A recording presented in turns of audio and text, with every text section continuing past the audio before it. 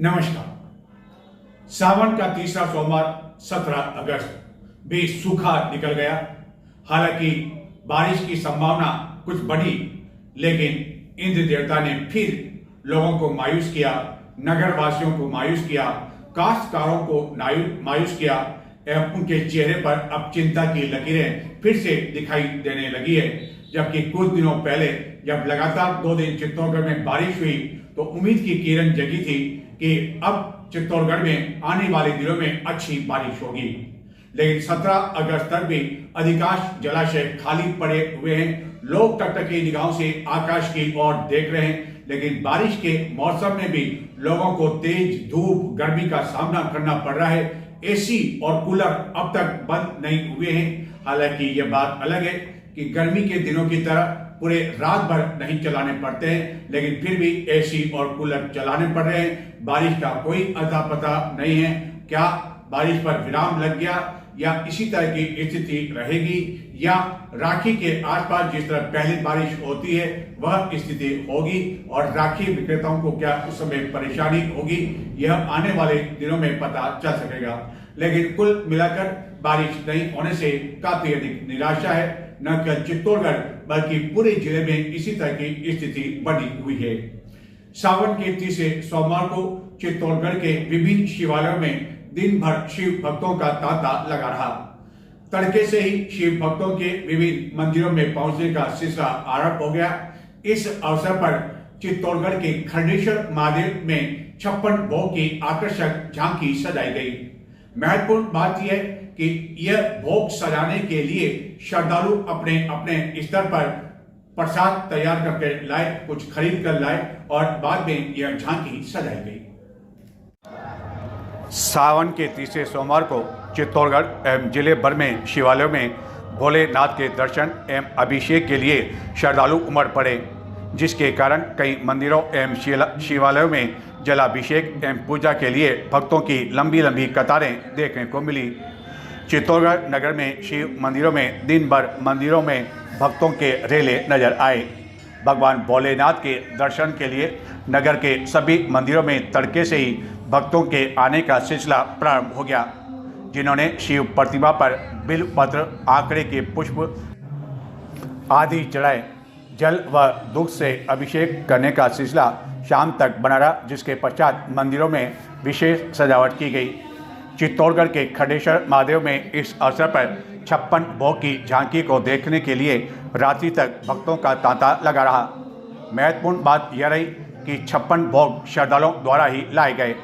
मंदिर में अलग अलग प्रसाद की पर्ची के अनुसार श्रद्धालु यह प्रसाद लेकर पहुँचे, जिसके बाद यह झांकी सजाई गई। इस दौरान पर्ची लेने एवं प्रसाद लाने के लिए श्रद्धालुओं में होड़ सी मच गई, जिसके कारण सजाई गई झांकी के दौरान लाए गए कई तरह के प्रसाद को रखने के लिए स्थान भी कम पड़ गया। झांकी सजाए जाने के बाद भक्तों द्वारा प्रसाद लाए जाने का सिलसिला भी बना रहा। यह 56 भोग बाद में रात्रि में भक्तों को प्रसाद के रूप में वितरित कर दिया गया। इसी तरह दुर्ग स्थित प्रसिद्ध नीलकंठ महादेव मंदिर, हजारेश्वर महादेव, रुंडेश्वर महादेव, मधुवन स्थित महादेव मंदिर, संगम महादेव, केलजर महादेव, नीलिया महादेव, प्रतापनगर स्थित सत्यनारायण मंदिर सहित सभी शिवालयों में दिन भर दर्शनार्थियों का तांता लगा रहा।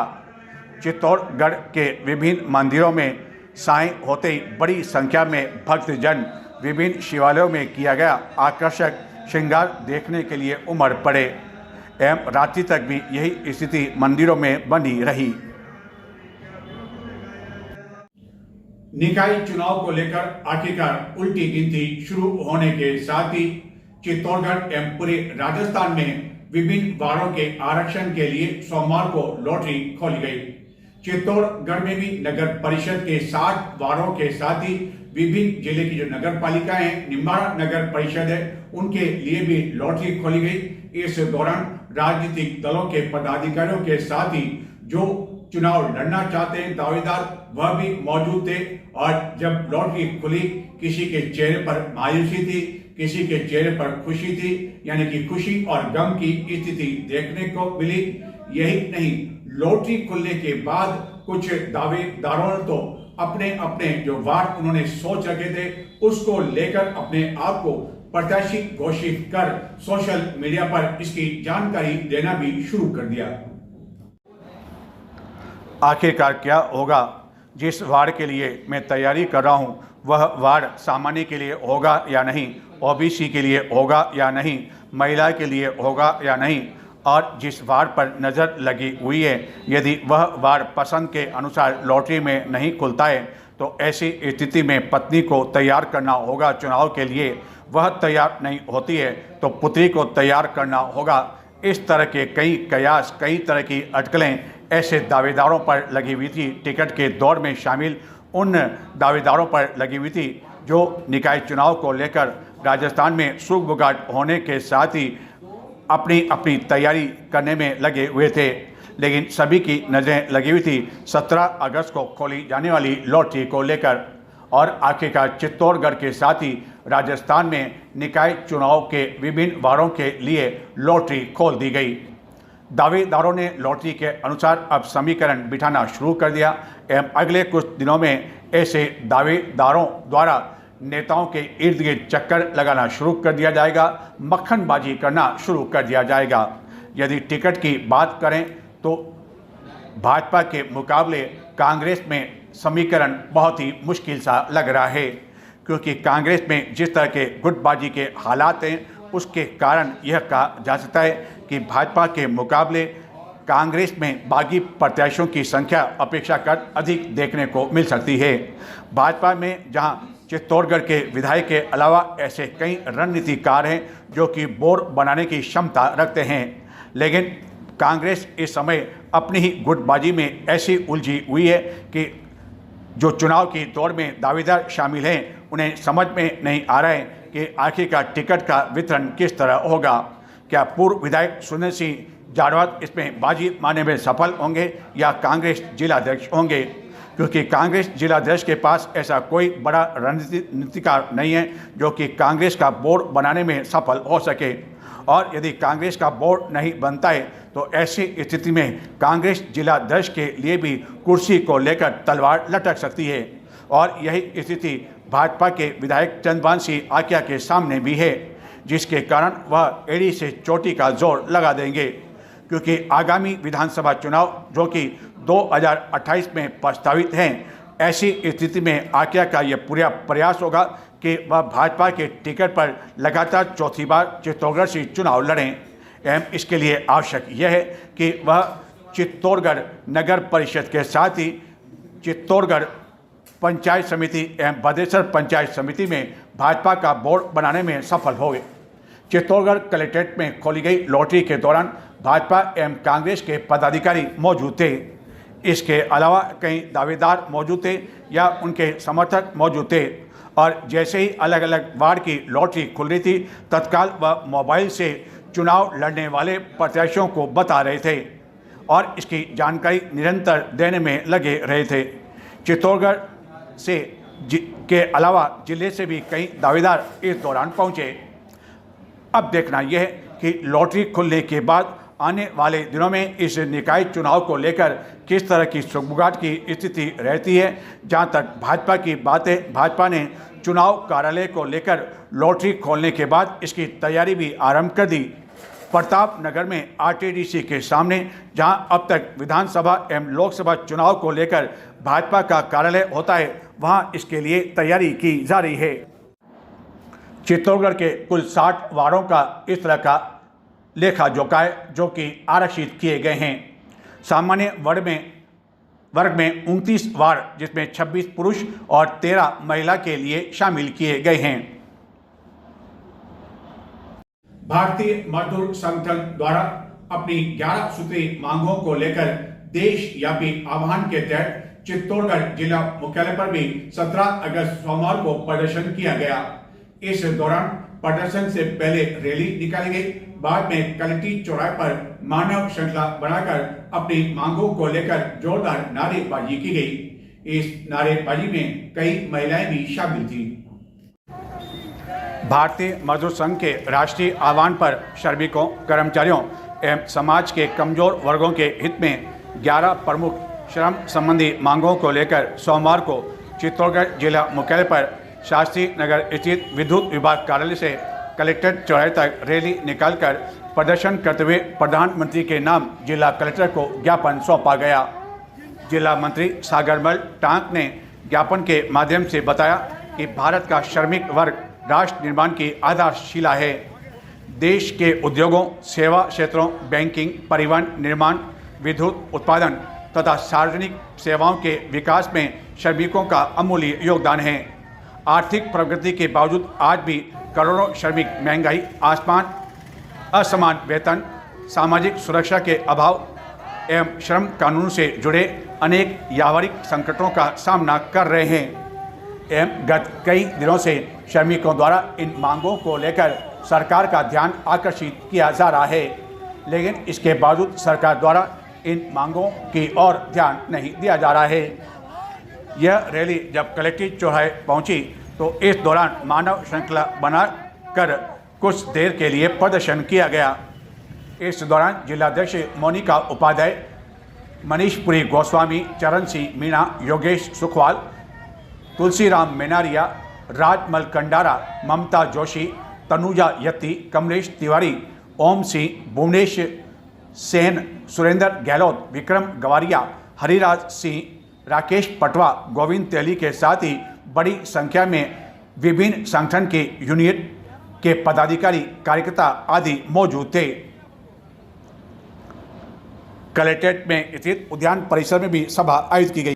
चित्तौड़गढ़ एवं जिले भर में सोमवार को नाग पंचमी का पर्व मनाया गया। सावन का तीसरा सोमवार एवं नाग पंचमी, यह दोनों एक साथ सहयोग होने की वजह से नाग पंचमी का विशेष महत्व रहा। इस दौरान कई स्थानों पर पूजा अर्चना की गई। चित्तौड़गढ़ एवं जिले भर में सोमवार को नाग पंचमी के अवसर पर महिलाओं द्वारा पूजा अर्चना की गई एवं विभिन्न कार्यक्रम आयोजित किए गए। नाग पंचमी के दिन नाग देवताओं की पूजा करके परिवार की सुरक्षा, सांप के काटने के भय से मुक्ति, जीवन में सुख शांति की कामना की जाती है। शिव भक्तों के लिए यह दिन जहाँ खास होता है, वहीं इस दिन नाग पूजा करने से कुंडली के बुरे योग और काल सर्प दोष का असर कम होता है। यह दिन श्रद्धा और आस्था के साथ मनाया जाता है। सिंधी समाज इसे गोगा या गोगड़ा पर्व के रूप में मनाता है। समाज की महिलाओं द्वारा परिवार की लंबी उम्र, स्वास्थ्य और खुशहाली के लिए नाग पूजा करने के साथ ही एक दिन पहले बनाए गए ठंडे यज्ञों का भोग लगाकर सोमवार को ठंडा भोजन ग्रहण किया गया। पूजा के बाद जल के छींटे देकर परिवार की रक्षा और आरोग्य की कामना की गई। नाग देवताओं को समर्पित नाग पंचमी पर कई महिलाओं द्वारा समूह में विभिन्न स्थानों पर पूजा अर्चना की गई। सावन का तीसरा सोमवार होने से भी शिव भक्तों के लिए यह दिन खास रहा। चंद्रवशी कहार भोई समाज द्वारा सावन के तीसरे सोमवार को चित्तौड़गढ़ में विशाल कांवड़ यात्रा निकाली गई। इस कांवड़ यात्रा में बड़ी संख्या में जहां कांवड़िए शामिल थे, वहीं कई महिलाएं अपने सिर पर कलश लिए हुए इस यात्रा में शामिल हुई। इस विशाल कांवड़ यात्रा का अंदाजा इसी बात से लगाया जा सकता है कि जब कांवड़ यात्रा का एक छोर गोल प्याऊ पर था तो दूसरा छोर गांधी चौक के समीप था। एक और जहां कांवड़ यात्रा में बड़ी संख्या में कांवड़िए शामिल थे, वहीं भोईखेड़ा, कीरखेड़ा, मानपुरा एवं आसपास स्थानों से कई ग्रामीणों का जन समूह भी इस कांवड़ यात्रा में शामिल था। सावन शुरू होने के बाद चित्तौड़गढ़ में कांवड़ यात्रा की बात कही जाए तो यह सबसे बड़ी कांवड़ यात्रा थी।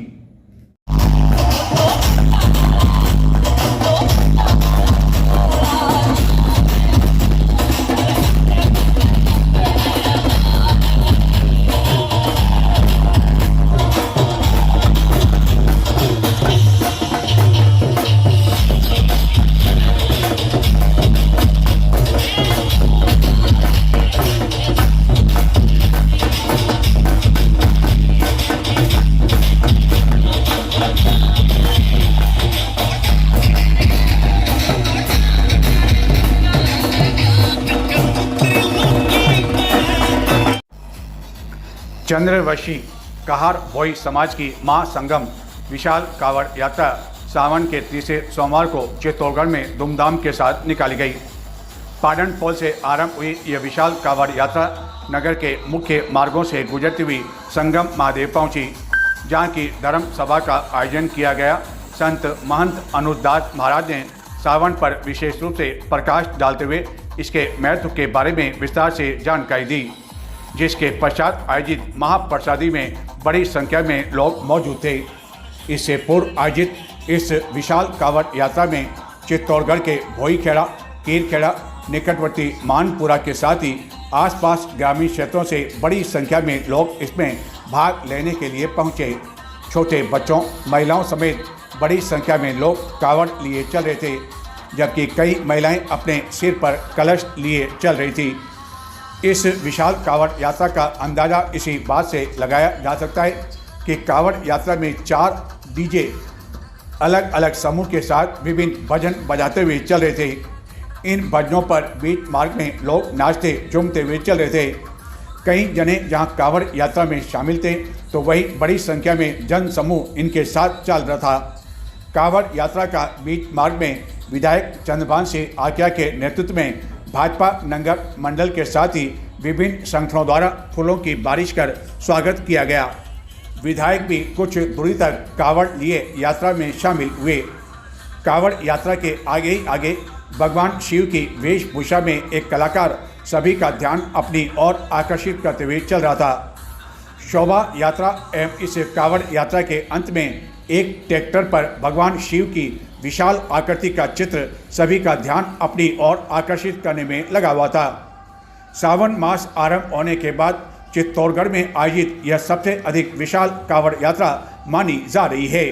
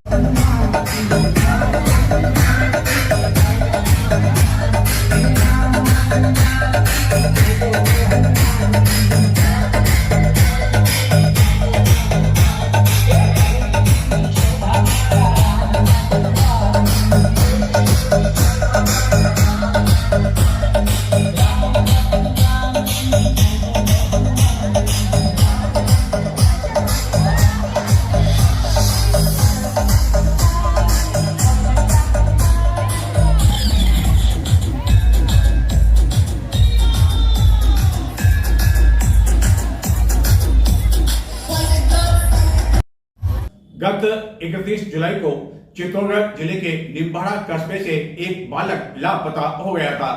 अंतिम बार उसे रेलवे स्टेशन पर देखा गया था।